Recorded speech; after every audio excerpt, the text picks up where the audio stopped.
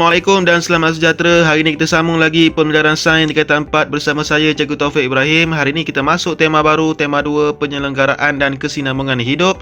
Bab 4, teknologi hijau dan melestarikan alam. So dalam bab 4 kita akan belajar 4.1 dahulu, kelestarian alam sekitar. Ada 3 standard pembelajaran. Yang pertama, mendefinisikan dan mewajarkan teknologi hijau dalam kehidupan. Yang kedua, menghubung kait kecekapan tenaga dengan teknologi hijau. Dan yang ketiga, mengenal pasti sektor dalam teknologi hijau.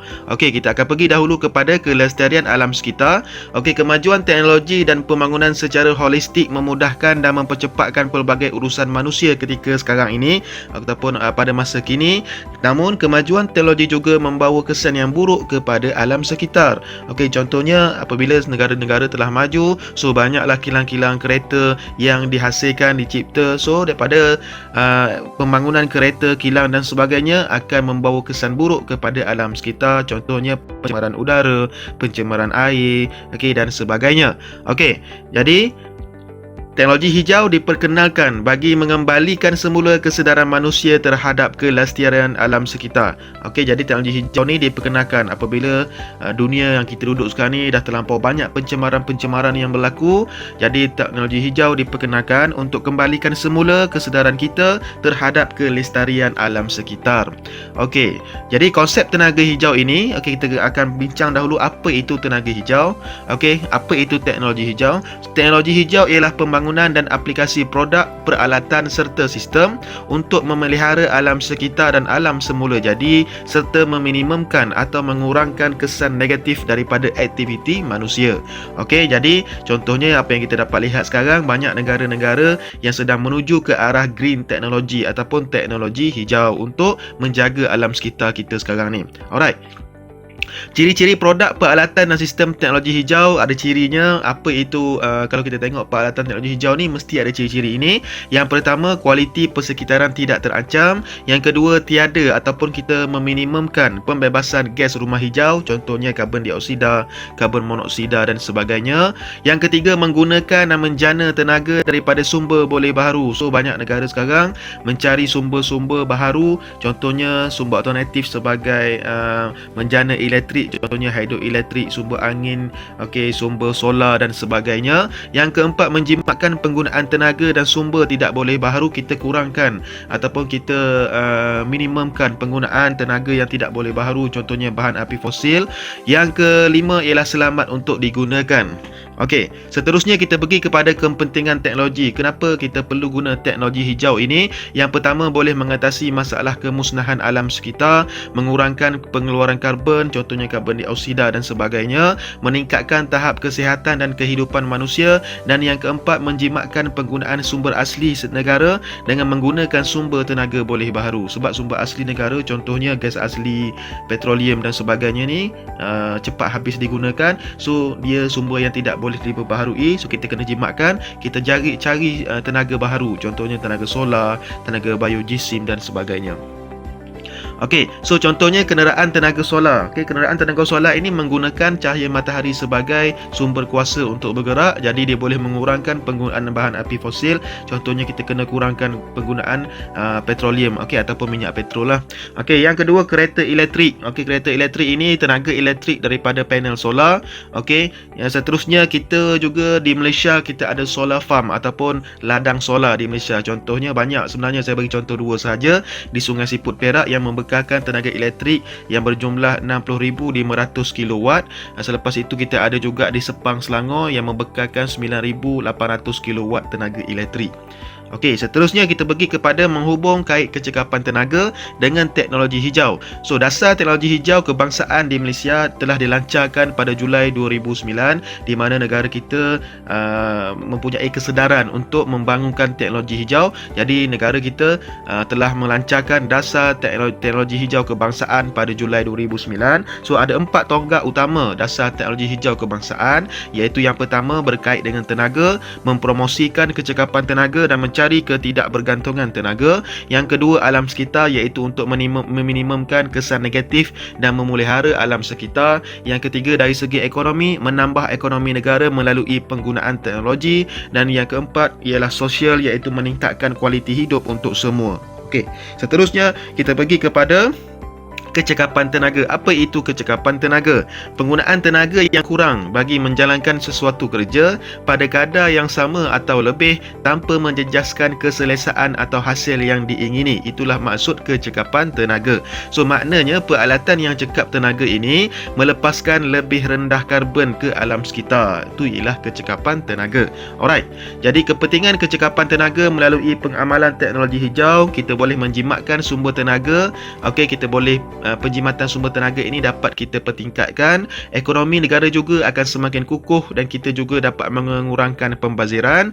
Okey, seterusnya sisa-sisa buangan dapat ditukarkan kepada suatu bentuk tenaga boleh baharu yang lebih bersih dan lebih selamat. Contohnya sampah-sampah yang kita buang tu, sisa-sisa pepejal, jadi sampah-sampah tersebut boleh digunakan sebagai bahan ataupun bahan bakar bagi sumber tenaga biojisim. Nanti saya terangkanlah.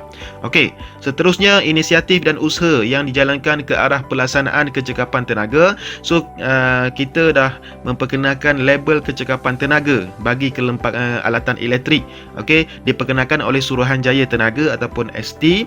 Okey, penilaian kecekapan tenaga peralatan elektrik berdasarkan bintang ataupun star di atas itu. So kalau tengok peralatan elektrik di rumah awak mesti ada kecekapan tenaga pada seperti sejuk ke, penyaman udara ke, TV dan sebagainya. Jadi kita tengok di atas tu dia ada star. Semakin banyak star ataupun bintang, semakin cekaplah peralatan elektrik tersebut. Maknanya semakin jimatlah penggunaan elektrik kita. Okey, kalau kita beli peti sejuk yang ada star 5 tu, jimatlah tenaga. Tapi mungkin harganya mahal sikit, tapi untuk jangka masa yang panjang, kita jimat dari segi penggunaan tenaga elektrik. Okey, seterusnya Indeks bangunan hijau. Okey, Malaysia juga memperkenalkan indeks bangunan hijau ataupun Green Building Index GBI. Okey, dibina oleh Pertubuhan Arkitek Malaysia PAM dan Association of Consulting Engineers Malaysia ACEM.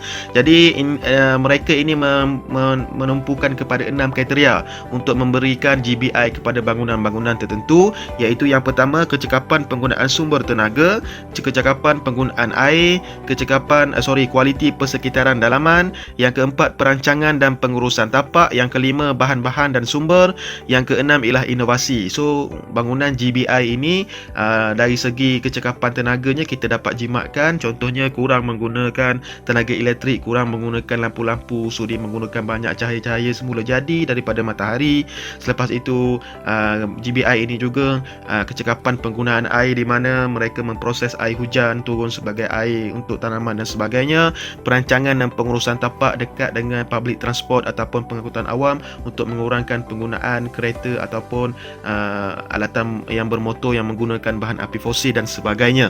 Okey, so kita tengok sikit GBI, pengiktirafan GBI di Malaysia. Kita banyak projek-projek yang telah diberi pengiktirafan GBI di Malaysia. So ada beberapa tahap, ada yang tahap perak, tahap gangsa, tahap emas, platinum dan sebagainya. So contohnya di Eco Majestic di Semenyih, Selangor. Yang kedua ialah Sunway Resort City yang bertaraf GBI, bertaraf perak ataupun silver.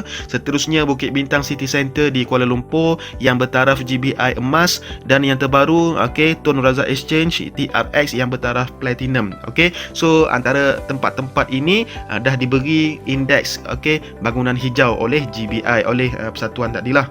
Jadi sekarang ini negara-negara membangun, negara-negara maju sedang menuju ke arah bangunan indeks hijau ataupun GBI. Jadi inisiatif dan usaha yang dijalankan ke arah pelaksanaan kecekapan tenaga yang seterusnya ialah kempen teknologi cekap. So banyak kempen-kempen yang kita dengar di TV, di media sosial dan sebagainya. Selepas itu kempen tenaga solar. Kalau tengok sekarang Tenaga Nasional Berhad sudah memperkenalkan tenaga solar sebagai sumber alternatif untuk menggunakan elektrik menggunakan cahaya matahari. Seterusnya ialah kempen amalan penjimatan tenaga. Selalu kita tengok di TV dan radio dan sebagainya. Kempen-kempen ini menjimatkan tenaga elektrik, apa yang kita perlu buat, apa yang kita tak perlu buat. Jadi setakat itu sahaja untuk inisiatif yang dijalankan di Malaysia. Jadi untuk sektor dalam teknologi hijau ni ada 7 sektor. Yang pertama sekali ialah sektor tenaga, sektor pertanian dan perhutanan, sektor pengangkutan, sektor pengurusan sisa dan air sisa, dan sektor bangunan, sektor perindustrian dan pembuatan, dan yang terakhir ialah sektor teknologi maklumat dan komunikasi ataupun TMK. So dalam bab 4 ni dia tak sentuhlah semua sektor, disentuh 4 sahaja. Jadi kita akan belajar satu persatu lepas ni lah. So sektor tenaga ni fokus kepada penggunaan tenaga alternatif, contohnya tenaga hidroelektrik, solar, angin dan sebagainya. Malaysia sekarang ni tengah sedang agresif untuk menjalankan tenaga elektrik berdasarkan solar panel yang kita sebut tadi. Banyak ladang-ladang solar yang berada di Malaysia sekarang. Selepas itu, sektor pertanian dan perhutanan fokus kepada pengurusan sisa pertanian dan pemeliharaan hutan. Okey, macam mana kita nak pelihara dan pulihara hutan.